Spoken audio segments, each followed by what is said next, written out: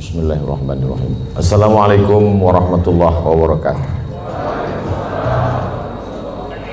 Alhamdulillah wassalatu wassalamu ala Rasulillah wa ala alihi wa sahbihi wa man tabi'ahu wa mawalah. Rabbi shrah li sadri wa yassir li amri wahlul 'uqdatam min lisani yafqahu qawli. Yang sama-sama kita hormati Bapak Dewan Komisaris Bank Sumut, Bapak-bapak Direktur Bank Sumut, karyawan, pegawai, tak dapat saya sebut satu persatu. InsyaAllah kita semua dimuliakan Allah Subhanahu wa ta'ala. Amin ya rabbal alamin. Anak raja naik sampan, baju bagus bukan untuk pamer. Bagaimana tahu muka tampan kalau muka ditutup masker? Itu pantunnya baru dapat aja tadi. Jadi sekarang ini banyak orang yang galau, yang tak punya duit galau, yang punya duit makin galau. Karena begitu banyak orang yang meninggal karena COVID-19. Itu yang datang itu baru COVID-19, belum COVID-20, belum COVID-21. Oleh sebab itu maka menghadapi ini tidak ada cara dan jalan lain kecuali berserah diri kepada Allah Subhanahu wa ta'ala. Kita diajarkan Nabi Muhammad SAW, mau ada COVID walaupun tak ada COVID, keluar dari mulut kita itu sama, la haula wala quwata illa billah. Jadi kita diajarkan itu bukan sejak ada COVID ini saja. Sebelum COVID itu ada muncul, kita sudah berkata bangun pagi, alhamdulillahillazi ahyana, dia yang menghidupkan kami, wa amatana, sebelumnya kami mati, wa ilaihin nusyur, dan kita pun akan kembali kepada dia. Ini menghadapi COVID ini manusia ini terbagi dua, Eka dan Eki, ekstrim kanan, ekstrim kiri. Yang ekstrim kiri tak ada COVID itu, malah ditantangnya, mana COVID itu biar kukunyah-kunyah.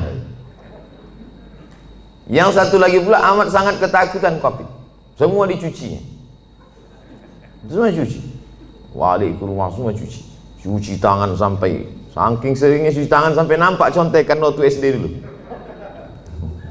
Ada yang mengirim gambarnya ke saya. Oleh sebab itu kita Ahlus Sunnah wal Jamaah berpegang wa kadzalika ja'alnakum ummatan wasata. Kami jadikan kalian ini umat yang pertengahan. Tidak terlalu berani kepada COVID karena dia memang penyakit, dia virus, benda itu memang ada. Virus ini ada dari dulu.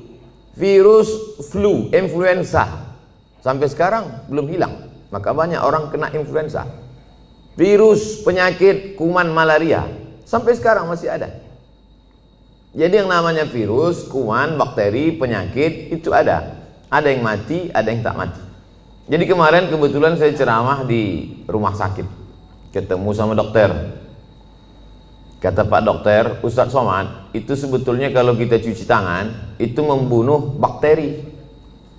Kalau kita cuci tangan, pakai hand sanitizer, pakai sabun, itu membunuh bakteri, Ustaz.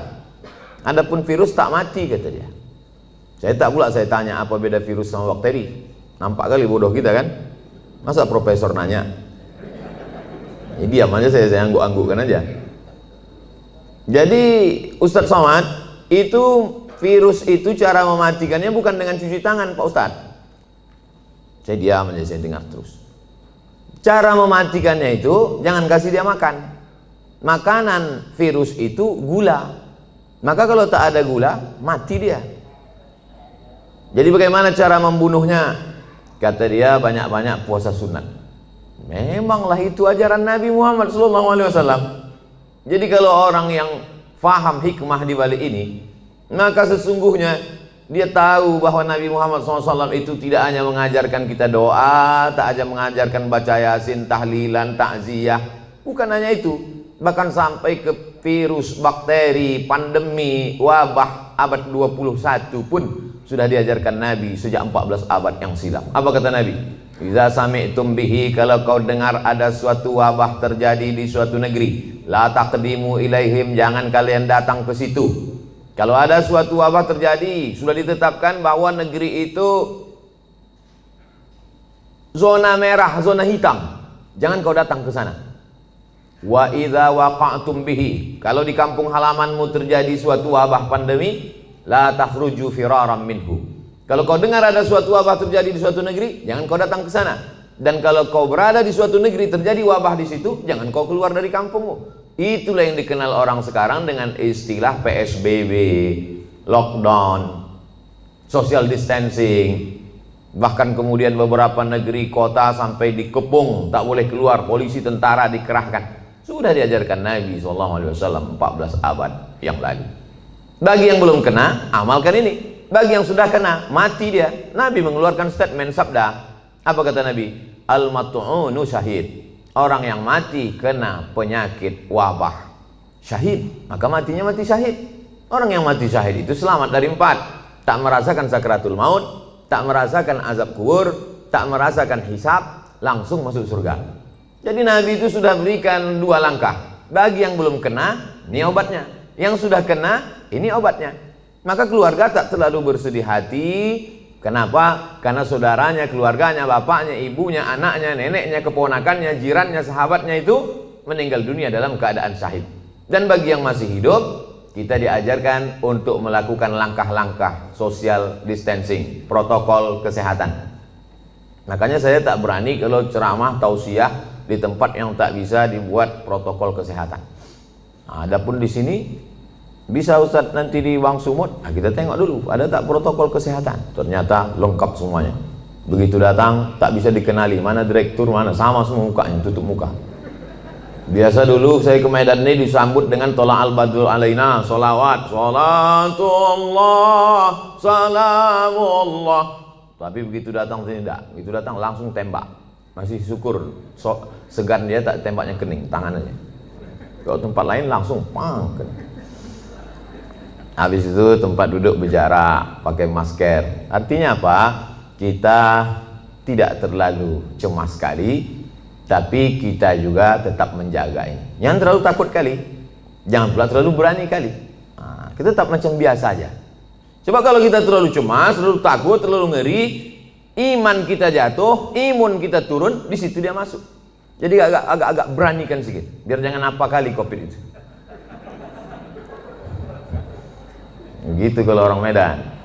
Kalau orang Jakarta kan kalau ada AC mati kan dibilangnya, lu tolong hidupin tuh AC biar agak dinginan dikit. Kalau orang Medan enggak, apa tolong kau hidupkan apa itu biar jangan apa kali.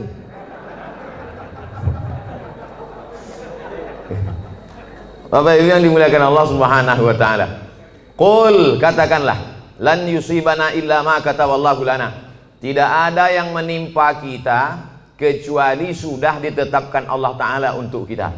Itulah rukun iman yang ke-6. Percaya kepada Allah, percaya kepada malaikat, percaya kepada kitab, percaya kepada Rasul, percaya kepada hari kiamat, percaya kepada takdir baik dan takdir buruk. Akhbirni anil iman. Apa itu iman, wahai Muhammad sallallahu alaihi wasallam?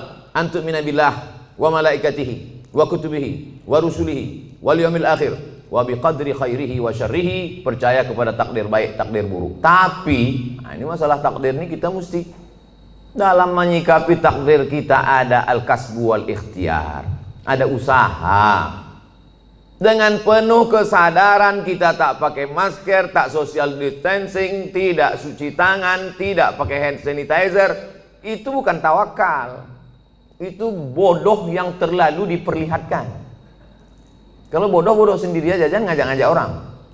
Oleh sebab itu maka kalau sudah kita berusaha kena juga, berarti itu takdir. Ada takdir, ada hukum sebab akibat. Pejamkan mata, tak usah tengok kanan kiri, nyebrang di jalan. Itu bukan takdir, sebab akibat. Tapi setelah kita berusaha tengok kanan, tengok kiri, tengok kanan, tengok kiri, menurut kita sudah aman, ditabrak juga. Tidak ada cara lain kecuali beriman kepada takdir baik dan takdir buruk. Itulah beda Jabariyah dengan ahlu sunnah. Jabariyah itu halul bid'ah, kelompok ahli bid'ah. Kenapa disebut bid'ah? Karena dia membuat-buat ajaran yang tidak diajarkan Nabi Muhammad SAW. Jabariyah artinya terpaksa. Kata dia hidup ini terpaksa, tak ada pilihan. Kenapa kau tak pakai masker? Aku terserah aja lah, mau mati matilah. Oh, tak bisa begitu. Kita harus ada ikhtiar, harus ada usaha. Begitu juga dalam masalah mengambil rezeki, begitu juga dalam masalah menolak bala. Itu semua air minum yang di depan meja itu, di depan kami, di depan saya tadi, itu memang sudah diperuntukkan untuk saya. Air minum itu untuk saya, kue kotak itu untuk saya. Tapi karena saya tak ada usaha untuk membuka dan meminumnya, maka saya tak bisa ke mulut saya. Walaupun sudah diuntukkan untuk saya. Itu tentang masalah menarik rezeki. Begitu juga dengan menolak bala. Kalau tidak ada usaha ikhtiar dari kita, bawa sepeda motor kerja, dikunci stangnya. Habis itu beli pula gembok, kunci ban depan. Habis itu rantainya digembok pula. Kemudian ban belakang itu ikatkan ke pohon pinang. Pas pulang sore, diambil pencuri itu sama pokok-pokok pinangnya sekalian. Maka itu takdir. Itu takdir namanya. Beriman kepada takdir baik, takdir buruk. Tapi orangnya cengengesan, lalu kemudian tak tentu arah, entah bagaimana ceritanya, otaknya tak fokus, mau berangkat, ditinggalkannya kunci situ, naik dia ke atas, asik nelpon, iya betul, kiki, tinggal kunci. Habis itu turun ke bawah, lapor sama security, Pak security, motor saya tinggal hilang. Gimana keadaannya? Tadi saya tinggalkan kunci. Ah, mampuslah kau, kata dia.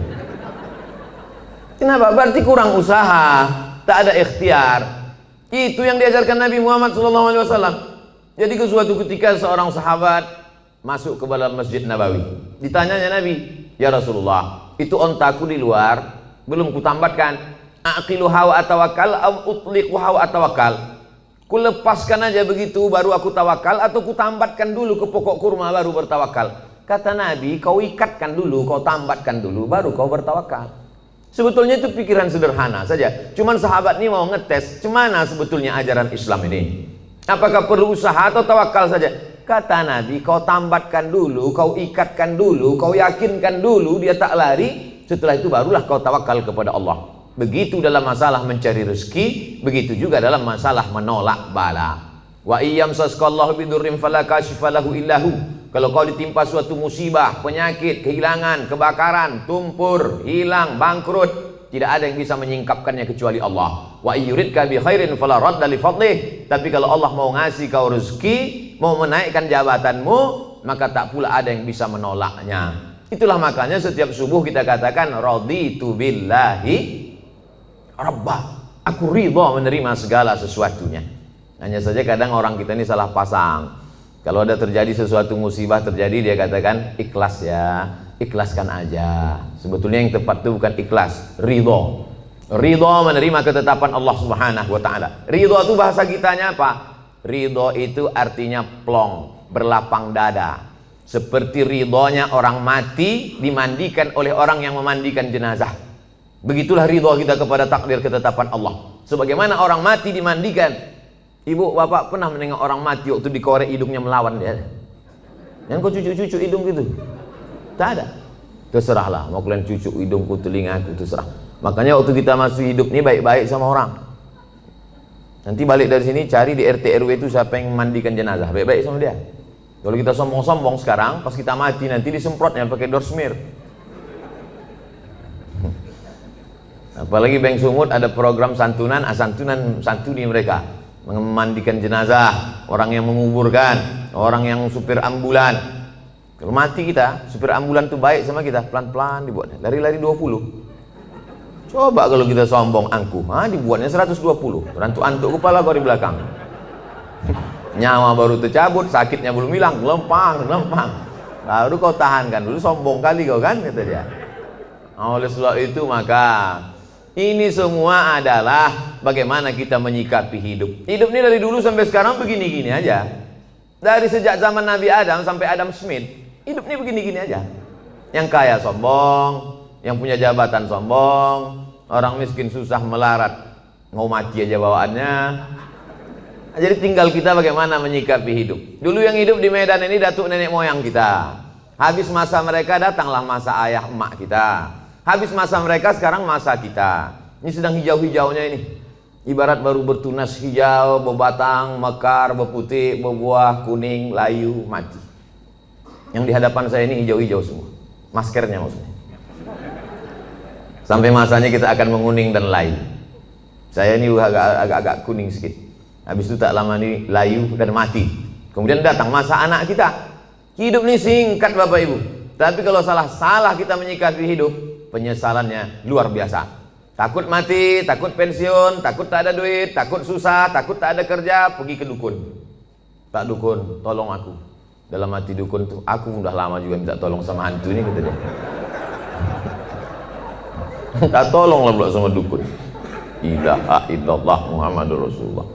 Tidak ada tempat minta tolong kecuali hanya kepada dia. Itulah yang kita katakan 17 kali sehari semalam. Iyyaka na'budu wa iyyaka nasta'in. Iyyaka na'budu, hanya kepada Kau saja aku minta tolong. Iyyaka nasta'in, hanya kepada Engkau aku beribadah, kepada Engkau saja aku minta segala pertolongan. Makanya waktu subuh, sebelum terbit matahari, sebelum masuk kantor, sebelum kerja, itu dulu yang ditanamkan dalam diri. Tidak ada tempat minta tolong kecuali dia. Makanya ayatnya diatur oleh Nabi. Ayatnya tak boleh ganti-ganti. Ayatnya mesti itu, tak boleh tukar-tukar. Qabliyah subuh, rakaat pertama kuliah, rakaat kedua hanya dia saja. Waladdallin amin. Qul huwallahu ahad, esa, tunggal tak berbilang. Minta hanya kepada dia. Allahus, jangan ragu-ragu ucapan. Allahus samad. Coba tengok terjemahannya. Allahus samad, hanya dia saja tempat bergantung. Jangan bergantung kepada kawan. Hari ini kawan, besok berubah menjadi lawan. Jangan bergantung dengan atasan. Besok masanya berganti atasan, berubah dengan yang lain. Jangan bergantung dengan siapapun. Ibu jangan terlalu bergantung dengan bapak. Nanti bapak itu kawin lagi, ibu stres. Provokator Ustaz nih. Enggak. Aku cuman, beban ini sama-sama berat. Tapi kalau kita siap dengan tak siap, itu beda. Kita tak siap menerima beban ini, akhirnya kita down, jatuh. Ini ada semen. Kita tanya dulu beratnya berapa? 1 sak. Yakinkan bahwa 1 sak itu 50 kilo. Sehingga ketika dia datang kita siap. Jangan kita tanya sama Ustaz, Ustaz, 1 sak zakat fitrah itu berapa? 3 kilo. Itu 1 sok. Disangkanya 3 kilo, pas ditimpa tumbang, jatuh, mati. Ya kalau mati langsung, kok setengah mati? Stroke 6 bulan? Berkulit-kulit mata, tak mati-mati. Datang Ustaz Somad suruh baca doa, baca Yasin 3 kali. Alhamdulillah Pak Ustaz, udah mati. Oleh sebab itu Bapak Ibu yang dimuliakan Allah, semua kita ini mati. Tak ada yang tak mati. Michael Jackson berapa duitnya mau menyogok Tuhan supaya tak mati? Tak bisa. Dibuatkannya sudah 1 kapsul supaya dia masuk ke dalam, supaya malaikat maut tak masuk ke dalam. Sudah disebutkan Allah dalam Quran. Aina ma takunu yudrikumul maut. Dimanapun kau berada, kematian akan datang menjumpai kamu. Bukan kita mencari mati itu. Mati itu datang menjumpai kita. Coba tengok bunyi ayatnya. Yudrikumul maut, mati itu datang menjumpai kamu. Jadi kalau ada orang hari ini petantang-petantang, mana mati itu? Sini, sini. Sabar aja kau. Kalau memang udah datang, nanti tak usah kau panggil, datang juga dia. Yudrikumul mautu, kematian datang menjumpai kamu, walau kuntum fi burujim musyayyadah, walaupun kau berada di tempat peti yang kokoh. Karena dulu orang kafir musyrik jahiliyah itu dipakunya kotak, masuk dia ke dalam, ditanya sama kawannya, kenapa kau dalam? Mudah-mudahan malaikat maut tak bisa masuk ke sini. Aina ma takunu, dimanapun kau berada. Mati jangan dicari, mati tak perlu kita cari, tapi kita bersiap apa yang akan kita bawa untuk mati menghadap Allah Subhanahu wa taala.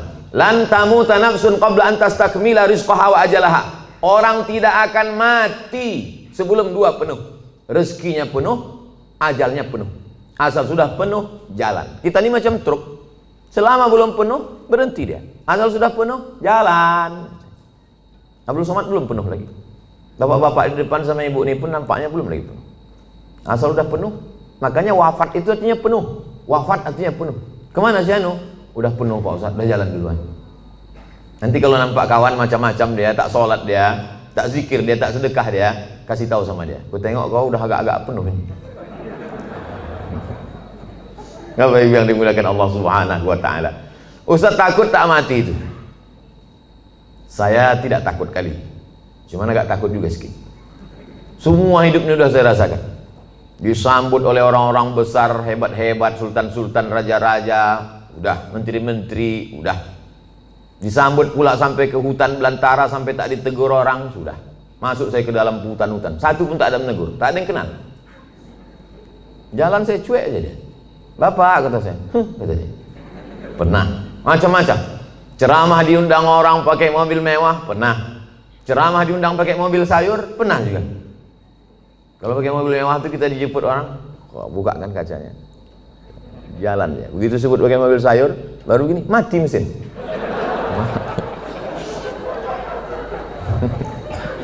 Macam-macam hidupnya sudah. Dikurung orang dalam kamar, dicabutkannya pedang panah. Mana itu Abdul Somad, anti kebinekaan, mau kubunuh dia, mana katanya. Garangnya luar biasa. 3 bulan sesudah itu dikirimkan video, dikerangkeng dalam penjara. Mampus kau kata saya. Tapi nggak kuat-kuat kali dalam hati aja. Macam-macam hidup ini sudah. Titel sudah, LC sudah, MA sudah, doktor sudah, profesor sudah. Tinggal satu lagi, almarhum.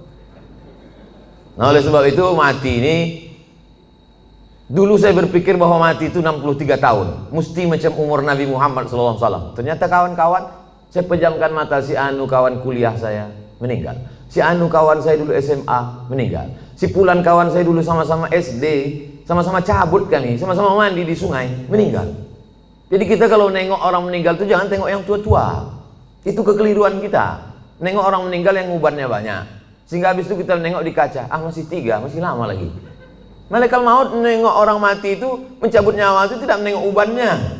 Berapa banyak orang yang beruban tak mati-mati? KPU, kepala penuh uban. Mau nanti waktu sebelum diupload dibuang nih, tersinggung KPU dituntutnya berasa.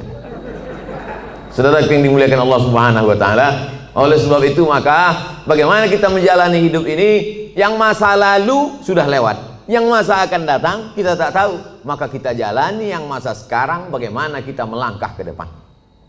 Maka bangun pagi, bangkitkan semangat. Aku hari ini masih diberi Allah kehidupan, langkahkan kaki, berangkat ke tempat kerja. Bismillahirrahmanirrahim, la haula wala quwata illa billah. Tetap bawa STNK BPKB. Pula macam la haula wala quwata, langsung lampu merah tak pandang lagi. Tangkap semua polisi. Kenapa kau tak ikut patroli lalu lintas? La haula wala quwata illa billah. Bukan kau aja yang dengar pengajian Ustaz Somad, aku penonton juga, kata Pak Polisi. Macam kau aja yang pengajian gitu. Oleh sebab itu maka setelah kita berangkat di tempat kerja itu serius kita. Kenapa? Karena kita mencari rezeki yang halal untuk makan, keluarga, anak, sekolah. Mudah-mudahan anak-anak kita ini menjadi anak yang soleh dan solihah. Berdoa dia tengah malam waktu kita mati. Bangun dia jam 2 malam, tahajud di bentangnya sajadah. Apa kata dia? Rabbi firli wali walidayya warhamhuma kama rabbayani shaghira. Mengalir ke makam kita macam tetesan embun di tengah gurun pasir yang panas. Lapang alam barzah kita, terang kubur kita. Bagi yang belum punya anak, mudah-mudahan diberikan Allah anak soleh soleh. Ustaz Somad doakan saya punya anak Pak Ustaz. Insya Allah. Berapa umur kau sudah? 40. Kenapa kau belum punya anak? Belum nikah Pak Ustaz. Ilaha illallah. Oleh sebab itu ada usaha dan ikhtiar. Anak-anak itu masukkan dia ke TK Quran, SD Quran, TK Quran, insya Allah. Masukkan dia ke TK Quran. Anak saya masuk TK Quran, tamat TK Quran, hafal juz 30. Coba baca, udah sampai mana tadi yang di sekolah tadi diajarkan ibu guru? Dibacanya lah. Amma yatasaalun anin naba'il azim alladzi hum fihi mukhtalifun. Kalla saya'lamun, summa kalla saya'lamun. Menetes air mata kita, karena di mata kita anak itu tak pernah besar. Kita tetaplah menengok dia ketika tapak kaki najwa jari panjangnya sejengkal. Tiba-tiba bisa dia hafal amma yatasaalun. Netes air mata kita. Masukkan dia ke TK Quran. Supaya jangan lagu-lagu itu dia dinyanyikannya. Topi saya bulat, bulat topi saya. Kalau tidak bulat, bukan omak saya kan. Usahlah lagi yang nyanyi ini juga lagi. Mulailah TK Quran, lalu kemudian masuk SD Quran. Ada terbuat di situ iklan. Masukkan anak anda SD Quran, 1 tahun setengah juz, tamat dia 6 tahun 3 juz. TK 1 juz, SD 3 juz, udah 4 juz. Cukuplah itu sudah. Nanti masuk pula SMP Quran. Aku tak tahan anak di pesantren Pak Ustaz. Paham saya, orang Medan tak bisa berpisah dengan anak rindu. Anak pagi mau makan lontong sayur, ayam penyet, ayam patah, ayam mati. Tak tahan masukkan ke pesantren, masukkan boarding school. Pagi sebelum berangkat kerja, letakkan dia. Belajar kau di sini ya nak. Letakkan dia jam 7 pagi. Kita pun berangkatlah lanjut. Jam 8 sampai karena macet dan sebagainya macamnya. Lalu nanti sore pulang jam 4, jam 5 jemput dia balik ke rumah. Tahan Pak Ustadz boarding school, antarkan dia ke sana. cari ini. Ada di daerah Tembung, ada di daerah Kutalimbaru, dulu tempat saya sekolah di Darul Arafah, ada pula di daerah, banyak keliling Medan ini. Masukkan dia, sebulan sekali jenguk. Saya Pak Ustadz tak tahan, anak saya ini 3 kali sehari saya jenguk. Makan pagi, makan siang, makan malam. Memanglah berat berpisah. Sayang sama anak ini bukan kita letakkan di celak ketiak. Sayang sama dia, kita tinggalkan dia demi masa depan dia. Siapa yang bisa menjamin, menjaga dia? Siapa yang bisa diantara bapak ibu ini menjaga anak-anak kita bebas dari narkoba, bebas dari sabu, bebas dari cabut? Siapa yang bisa menjamin anak-anak kita ini cabut? Tak ada yang bisa menjamin. Kita pun dulu cabut. Saya dulu sekolah di Sisingamangaraja, Unifa, Muallimin.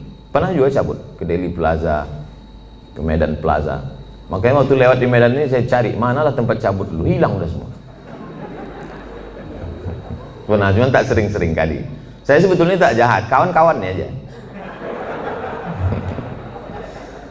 Begitu hebatnya pengaruh kawan terhadap anak-anak kita. Dan kita tak bisa kontrol kawan dia, karena pergaulan ini luar biasa. Itu mempengaruhi pola pikir. Tapi kalau kita tinggalkan di pondok pesantren, maka insya Allah benteng terakhir. Bapak ibunya sudah selamat insya Allah. Tapi ini generasi kita ini kalau tidak kita selamatkan, kita carikan dia rezeki yang halal. Melangkahkan kaki dari rumah, aku meninggalkan semuanya ini wahai anakku adalah untuk mencarikan nafkah engkau yang halal, supaya kau jadi orang, supaya kau jangan jadi hantu setan, supaya kau nanti selesai kuliah, supaya kau menjadi berbakti kepada negara, bangsa, agama, orang tua. Maka niat kita itu sampai mati kita. Man mata duna malihi fahuwa syahid. Siapa yang mati mempertahankan harga dirinya, harta bendanya, maka matinya mati syahid, kata Nabi SAW. Dalam mencari nafkah ini pergi, capek, keluar kota, segala macam, meninggal dunia, maka matinya tetap mati syahid. Syahid itu tidak hanya orang yang berjuang fisabilillah di Palestina, tidak, tapi orang yang mencari harta yang halal. Oleh sebab itu tetap semangat. Ini banyak orang yang memisahkan diri. Kalau di masjid, semangat. Kalau sedang umroh, semangat. Pas di kantor, lesu, letoy, loyo, lunglai, mau mati. Pas ada gajian, baru semangat. Apa ini? Hancurlah negara ini kalau semangat kita ini hilang. Ada pula orang memahami agama itu hanya untuk mati saja. Aku sebetulnya malas dengar pengajian ini. Kenapa? Itulah Ustaz itu sedikit cerita mati aja. Cerita mati aja. Memanglah kita ini mau mati, tapi pengajian itu adalah membuat kita bersemangat apa bekal yang akan kita bawa sebelum kita mati. Makanya yang kaya-kaya, yang hebat-hebat sebelum mati bangun masjid. Apa nama masjidnya? Ya terserah. Macam-macam nama masjid. Ada sebutnya masjid nama dia, ada masjid itu dibuatnya Al-Ikhlas, ada masjid At-Taqwa. Tadi subuh kami pengajian di masjid Jami'atut Taqwa, tinggi hampir 2 meter. Kata panitia pembangunan masjid, ini Pak di bawah ini tanah. Enggak, dicor semuanya. Entah berapa molen kata dia. Hebat betul. Tak ada lagi tanah di Medan. Banyak betul duit orang Medan. Di mana-mana masjid pakai timbun tanah liat, tanah merah. Dia enggak, pakai cor. Artinya apa? Luar biasa kemampuan orang. Harus ada tekad dalam hati yang punya duit. Sebelum aku mati, aku bangun masjid. Tapi tak perlu pula kita buat di update status. Sebelum mati, bangun masjid. Like and share. Paling tidak kita dalam hati kita, tekad kita. Tak sanggup saya bangun masjid Pak Ustadz. Saya ini tak bisa bangun masjid Pak Ustadz. Bangun rumah saya aja 3M. Wah, banyak kali duit kau. 3 kali minjam Pak Ustadz. Kalau tak sanggup semua, jangan tinggalkan semua. Datangi ketua pembangunan masjid. Aku tak sanggup Pak kalau untuk bangun masjid, tapi ngasih pintu kosen bisa. Ini ku kasihkan kipas angin. Ini aku kasihkan meja untuk pengajian Ustadz. Ini ku kasihkan kursi khusus. Ini kursi Pak untuk wakaf di masjid ini. Mantap kali kursinya. Ini kalau pas Ustadz Somad aja datang ke Medan. Ustadz lain jangan. Jangan begitu. Semua dipakaikan. Itulah yang akan kekal abadi. Ini kadang banyak orang ini mau numpuk-numpuk. Mobil, motor, rumah segala macam. Pas mati habis, tinggal semuanya. Hidup kita ini macam mimpi Bapak Ibu. Kata Sayyidina Ali an-nasu niyam. Manusia ini tidur semuanya. Bapak ini sedang tidur, ibu sedang tidur. Semua kita ini sedang tidur. Kita baru terbangun itu ketika kita mati, barulah kita tersadar rupanya kita ini sedang dalam tidur panjang dan sedang mimpi lelap-lelapnya. Ada yang sedang mimpi jadi ustadz terkenal. Ada yang sedang mimpi jadi pengacara, ada yang sedang mimpi jadi bankir, ada yang sedang mimpi macam-macam mimpinya, ada yang sedang mimpi selingkuh. Setelah mati barulah kita tahu kenyataan. Oh, ternyata ini hidup hanya mimpi saja. Siapa yang paling mulia di antara kita nih kalau mati nanti menghadap Allah? Tak ada jaminan Ustaz Abdul Somad lebih mulia, tidak. Apakah Bapak Dewan Komisaris, Bapak Direktur lebih mulia? Belum tentu, belum jaminan. Tapi paling tidak mereka di dunia pernah mulia. Di akhirat mudah-mudahan mulia. Jangan sampai di akhirat tak mulia, di dunia sengsara. Nauzubillah. Makanya doa kita diajarkan Nabi, Rabbana atina fid dunya hasanah wa fil akhirati hasanah. Makanya waktu tawaf itu Rabbana atina fid dunya hasanah wa fil akhirati hasanah wa qina azabannar. Rabbana atina fid dunya hasanah. Ada pula bapak-bapak satu-satu lagi, Rabbana atina fid dunya hasanah wa fil akhirati Fatimah. Itu yang ngasih bimbingan manasik haji saya tahun 92 dari embarkasi Polonia Medan. Saya berangkat bulan Mei 1992 dari embarkasi Polonia Medan. Belum ada Kuala Namu lagi waktu itu. Lalu kemudian datanglah Ustadz, lupa saya nama Ustadznya, ngasih manasik haji. Dia yang cerita itu. Ada jamaah haji dari Medan, kata dia berdoa di samping Ka'bah, Rabbana atina fid dunya hasanah wa fil akhirati Fatimah. Dipanggil sama Ustadz. Kenapa kau sebut Fatimah?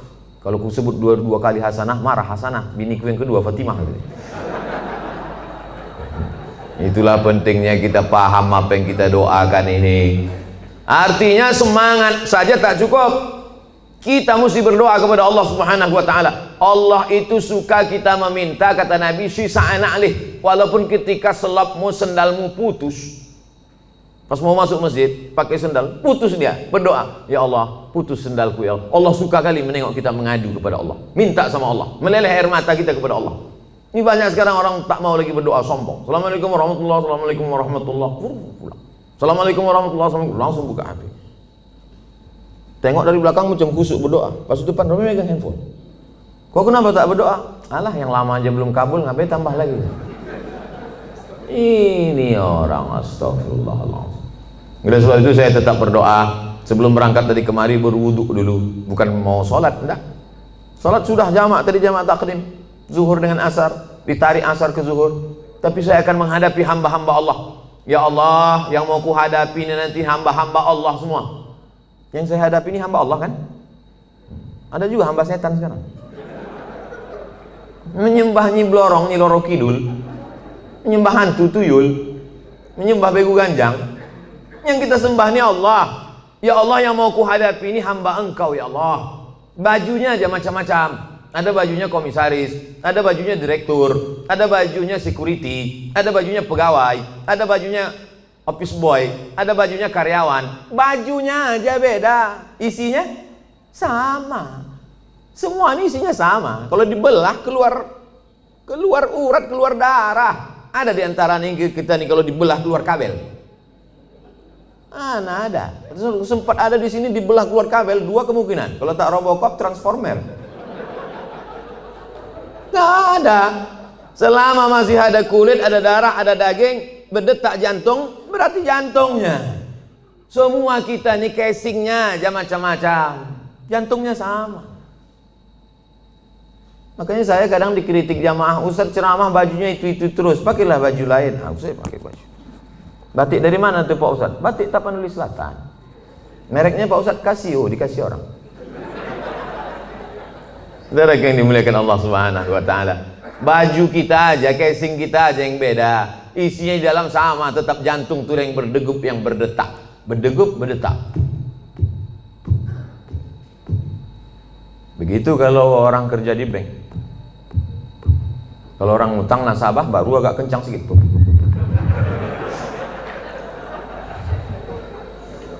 Ini kan yang di depan saya ini banyak-banyak semua duitnya. Tadi pagi, tadi malam kami makan sama Ustaz Somad, orang yang paling banyak duit di Sumatera Utara, adalah dia. Semua duit orang Sumatera Utara dia megang. Masya Allah, tapi duit orang. Apa yang dimuliakan Allah Subhanahu wa taala? Oleh sebab itu maka berpikir kita, apa yang nanti ku bawa setelah aku mati ini. Tadi saya SMS ada salah seorang penulis di Jakarta. Tolong Bapak tuliskan sejarah hidup saya. Aku tak sempat menulis. Baru sebentar menulis 2-3 kata datang telepon. Ustaz bisa tausiah, baru menulis tak fokus. Tolong kau tuliskan sejarah hidupku. Kalau bisa yang inspiratif supaya nanti ketika aku mati anak cucuku membaca semangat dia menjalani hidup. Mudah-mudahan itu menjadi amal soleh. Siap Pak Ustaz, kami tulis. Nanti kalau udah siap kita adakan bedah buku di Islamic Book Fair di Jakarta. Jangan lupa subscribe, like, and share. Saudara yang dimuliakan Allah Subhanahu wa taala. Jadi apa yang bisa kita tinggalkan setelah kematian? Kami tadi pagi melewati Old Town, kota tua. Wah, bagaimana Medan tahun 1800, 120 tahun yang lalu. Ini gedung ini kota tua ini. 100 tahun yang lalu disitulah orang-orang kaya, disitulah datuk-datuk, disitulah sultan-sultan, disitulah Belanda-Belanda, disitulah orang-orang hebat. Hari ini hanya tinggal sarang laba-laba, rumah tinggal, rumah tua. 100 tahun yang lalu. Begitu juga dengan 100 tahun yang akan datang. Kalau tak kiamat dunia ini, kita hanya tinggal kenangan saja. Yang kaya sekarang akan mati, yang hebat punya jabatan akan menghadap Allah Subhanahu wa taala. Oleh sebab itu, yang pertama, bangkitkan semangat kerja. Anak-anak kita didik, dia pula akan mendidik anak dia akan mendidik cucu cicit dia, maka kita mati, mereka tetap mengirimkan doa kepada kita. Kalau kita ajarkan doa dikirimnya. Kita ajarkan lagu lah dikirimnya. Meninggal kita, tak pernah kita ajarkan doa. Datanglah dia dengan anaknya, dengan istrinya, dengan menantu kita, semuanya pakai baju hitam semuanya. Baju hitam, celana hitam, kerudung hitam, topi hitam, kacamata hitam. Dibuatnya tulisan, kunjungan Man in Black. Tapi kalau kita ajarkan dia Bismillahirrahmanirrahim, Yasin wal Qur'anil Hakim, innaka laminal mursalin ala siratim mustaqim, tanzilal azizir rahim, iqra'uha ala mautakum. Kalau kamu ziarah, bacakan itu, ziarah kubur. Payah Pak Ustadz, bawa Yasin nih payah. Kan ada Play Store. Tulislah di situ, Quran digital. Enter. Sekarang jangan. Tak ada signal sekarang. Ada Play Store, download Quran digital. Buka surat 36 Yasin, baca. Malam Jumat buka surat yang ke-18, 17 Al-Kahfi, baca Al-Isra Al-Kahfi. Al-Kahfi, man qara'a surat Al-Kahfi. Paksa-paksakan diri. Kalau menunggu lapang, menunggu luang, tak akan ada waktu lapang, tak akan ada waktu luang. Nantilah Pak Ustadz, udah agak-agak besar anak sedikit, nanti waktu lapang luang baru saya baca Quran. Tak ada. Sempat-sempatkan diri dari sekarang. Ibu-ibu alhamdulillah menyempatkan diri pengajian. Di wirid Yasin di daerah perumahan, di daerah ikut, pengajian-pengajian di kantor ikut. Kau tak ngaji? Nantilah udah anak-anak besar. Anak besar makin sibuk. Kau tak ngaji? Nantilah anak nikah. Anak nikah makin sibuk bercucu. Ibu ini kenapa tak datang lagi? Jaga cucunya Pak Ustaz. Padahal kalau kita mati bukan mau cucu itu ikut. Pernah Bapak Ibu nengok orang meninggal cucunya ikut? Gak ada, paling nangis saja di atas. Nenek, gitu. Mau kau masuk? Enggak. Bukan saya mau hasut Bapak Ibu tak sayang sama anak cucu. Silakan sayang, tapi pikirkan kita. Sayang sama dia, masukkan dia pesantren. Sayang sama dia, ajarkan dia baca Quran. Sayang sama dia, suruh dia menghafal Yasin. Yang paling bagus baca Yasin. Kalau tak bisa baca Yasin, baca di bawah Yasin Al-Fatihah. Qul huwallah 11 kali, Qul a'udzu falaq sekali, Qul a'udzu nas sekali. Ziarah kubur. Kemarin saya ziarah ke makam abang saya Pak Ustadz. Cemana Bapak? Lalangnya setinggi tegak Pak Ustadz. Dulu bukan main dia sayang sama anak-anak itu Pak Ustadz. Setinggi tegak lalangnya Pak Ustadz. Itu menunjukkan mereka tak pernah ziarah. Kalau mereka datang, apalah salahnya, apalah susahnya kalau mereka bawakan mesin potong rumput. Padahal dulu waktu hidup almarhum itu dikasihnya rumah, dikasihnya mobil, dikasihnya kebun. Setelah dia meninggal, mesin potong rumput pun tak terbawakan orang itu Pak Ustadz. Jadi Bapak kemarin ziarah ke abang apa Bapak itu segitu tinggi lalang? Iya Pak Ustadz. Berarti selama ini Bapak tak ziarah juga? Saudara kandung pun tak ingat, anak kandung pun tak ingat. Ustaz Somad masih ingat ziarah? Ya, kami jalan darat dari Pekanbaru. Saya sempatkan sampai pula di kisaran jam 10, jam 11 malam. Tetap saya ziarah jam 12 malam. Jam 12 malam ziarah. Tak takut Ustaz sama hantu. Hantu itu takut sama saya. Saya sama hantu. Tuh kata dia. Kita takuti Ustaz Somad? Tak usah, kita yang takut sama dia. Sok hebat kali Ustaz Somad. Bapak Ibu yang dimuliakan Allah Subhanahu wa taala, kita bacakan ketika ziarah kubur salam. Ketika lalu kita ucapkan salam. Assalamualaikum ya ahlad diyar minal mu'minin wa inna insyaallah bikum lahiqun yarhamullahul mustaqdimin wal mustakhirin nas'alullaha lana wa lakumul afiyah. Panjang ternyata salamnya Pak Ustaz. Ya, itu yang diajarkan Nabi. Kami selama ini pendek aja Pak Ustaz. Apa salamnya? Assalamualaikum ya ahlal kubur. Jadilah daripada tidak salam sama sekali. Bagus kalau Bapak Ibu punya duit, buatkan baleho besar. Saya sangka larangan mengucapkan salam ke kubur. Buatkan baleho agak-agak sebesar itu. Saya kira kalau cuma sebesar itu tak sampai 500.000, bawakan ke baleho, buatkan, tempelkan di daerah-daerah kubur. Kalau ada duit 500.000, buat 5. Berapa ini satu ini Pak? Bapak tukang digital printing. Kalau satu ini berapa Pak? 150.000. Ini untuk salam untuk orang kubur. Nanti Bapak kalau mati dapat syafaatnya juga. 100.000, ambillah. Takut ya. Buatkan 5. Buatkan 5, tempel di beberapa kubur yang ada di Medan ini. Sehingga nanti kalau orang lewat di kubur itu, dia sempat mengucapkan salam. Assalamualaikum ya ahlad diyar minal mu'minin wa inna insyaallah bikum lahiqun yarhamullahu mustaqdimin wal mustakhirin nas'alullaha lana wa lakumul afiyah. Syukur-syukur sempat dia membacakan Al-Fatihah untuk semua yang ada di daerah makam ini. Assalamualaikum Al-Fatihah. Itu baik sekali. Simple amal kita, tapi bermanfaat. Ini saya tengok baleho besar-besar. Tak ada manfaatnya. Buat baleho besar. Kalaupun mau dibuat tambahan di bawah, boleh. Jangan lupa coblos nomor sekian. Berpikir simple tapi bermanfaat untuk orang banyak. Saya sudah bicara lebih kurang 50 menit. Sekarang jam 5:15. Saya jawab beberapa pertanyaan.